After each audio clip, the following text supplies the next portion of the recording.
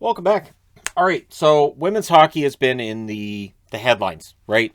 With them shutting down the under 18 tournament for women next month, the IHF getting some heat because rather than postpone it, they just flat out canceled it, right?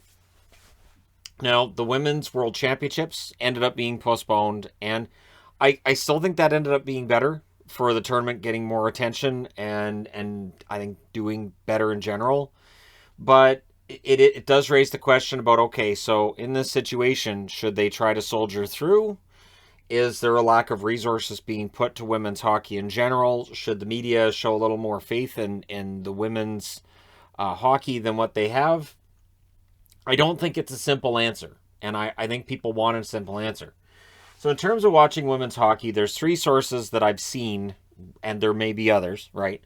TSN, Sportsnet, the NHL Network. Now, the Women's Professional or Premier Hockey Federation, they also stream on Twitch. Those streams do pretty well as well.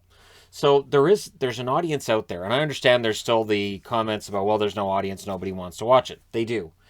We've seen with the ratings on TSN, on Sportsnet, when it's a women's hockey game, it actually does pretty well. Now, when it's when it's Canada against the U.S., that's one thing. When it's two teams from the Professional Hockey Federation against one another, the ratings seem to be lower, and that's understandable, right? But it's a matter of trying to build it up. So, in trying to build it up, it's not necessarily about which one's better. It's about the fact that they're two different products. And I look at the WTA and ATP tours. So tennis. And I know it's different because tennis is not a team sport, it's an individual sport, and it's easier to build stars. And this is something that hockey has had a problem with, not just the women's side, but the men's side as well. That in the National Hockey League, I don't think they promote their stars as well as they could. That's been a debate. And about whether or not maybe rules should protect stars a little better than they do. That's a whole other debate for another time. But on the women's side, the promotion of stars hasn't been where I think it should be. I think there's a few household names out there, but not enough. And then it becomes a matter of, okay, so is this a reflection of the product? Is this a reflection of the leagues? Is this a reflection on the media that hosts this product? I don't think it's on the leagues because they don't get as much promotion as otherwise. Now, part of the problem with the women's game has been going on for over 2 years now. I'm pretty sure it's over 2 years. So we have the Dream Gap Tour, which is your women's players union, and then you have the Premier Hockey Federation. And there's been a disagreement between these two on how to make the league work and how to make it make money. Women deciding, I'm tired of the fact that it costs more money for me to play hockey than I actually make playing the hockey, and so that's where the argument came in for creating the union and breaking away from what was the NWHL at the time. The Canadians Women's League, of course, went under. Now we have the Premier Hockey Federation, which is, that one league that we needed, but you still have the union that's out there, and there needs to be a coming together, and how we're going to get there, I'm not sure. But I think that's the first step, is that for the women's game, they need to have one product, and there needs to be a united voice when it comes to what the product's going to be and the stars of the game and all that, because there are definitely some big names that play the Dream Gap games who, if they were in the Premier Hockey Federation, would likely increase its profitability and get more eyeballs on the product. And again, a lot of this too has to do with promotion. So the question becomes, all right, so let's say Sportsnet's got a Dream Gap game on. How much money does Sportsnet put on advertising that game? Because there's that fine line, right, between promoting it enough and then over promoting something to a point where somebody says, I'm tired of that commercial for that product. I'm tired. And that's a fine line you've got to watch when you're promoting something. But when you look at the men's game, they're on ESPN, Bally's, TSN, Sportsnet, AT&T Sportsnet, NBC on a regional basis, and Root Sports, of course, carries Seattle. And so there's a lot of different organizations that are working to promote the NHL, putting it on their channels, and it does pretty well. So it's a matter of creating this situation where women's hockey can both be profitable, so that you've got the union saying, all right, we agree with this model, and they've argued that the model being used is not one that can scale up and that is not going to be profitable for women in long term. But I think the product can work. I really do. And I think the ratings show that. And I think the biggest hurdle it has to overcome is one that I think tennis has. And there's a reason I have tennis on the board here, because tennis has kind of overcome the women versus men side of it. Some people prefer the women's game, WTA game over an ATP game. That, men's tennis might be not as fun to watch. Same thing with curling on a Canadian level, where women's curling, I'm pretty sure, draws just as well as men's in terms of TV ratings. And if not, Scotties is kind of the biggest name with tournaments in Canada.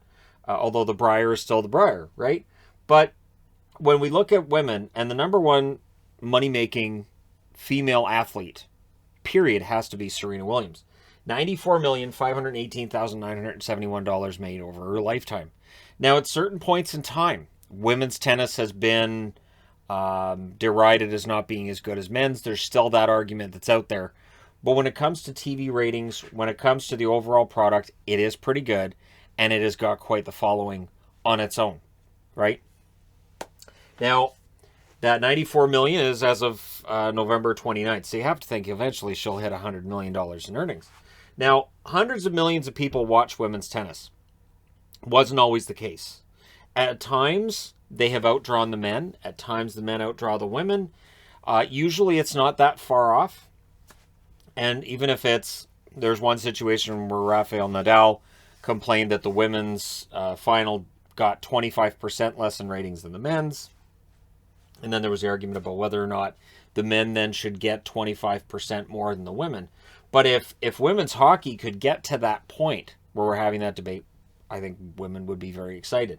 Now, at the grassroots level, I think hockey's done a good job. It feels like there's a lot more girls playing hockey now than, say, 20, 30 years ago.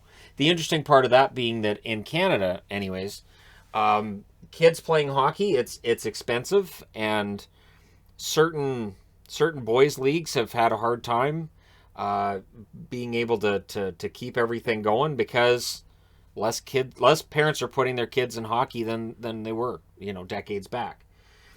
So if women's hockey is growing, and it certainly seems like it is, I think there should be more and more encouragement of that. The NHL has put some money into women's hockey. They absolutely have.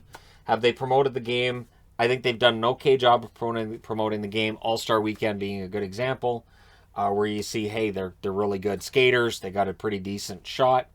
But again, then it becomes that comment of, well, they're not as good as the men, and which I think is a whole other conversation. That again, with tennis, that argument's been out there. Their serves aren't as hard. They only do best of 3 sets rather than best of 5. But women's tennis has become so firmly entrenched in just professional sports in general that, again, you don't hear that nearly as much as you would have in, say, the 70s or the 80s. Now, I don't think there's an easy solution for this. So you have the women's under 18s being canceled. Again, I think if they'd said we're going to postpone them, I think there'd be a lot less outcry. I do think that TSN does what they feel is their best to promote the product. But again, I think it's a matter of knowing when to promote, where to promote, and who you're promoting to. I don't think women's hockey is going to have the same audience as men's hockey does. If women's hockey grows to the level that I think it can, I think it will have its own audience. An audience that's aware of what's going on in the NHL. And I think there'll be some bleed over where there's people who will watch both. Much, again, and I use tennis as the example, curling being another example. And so there's going to be some portion of your audience that watches both. But I think it's really a matter of there needs to be that promotion.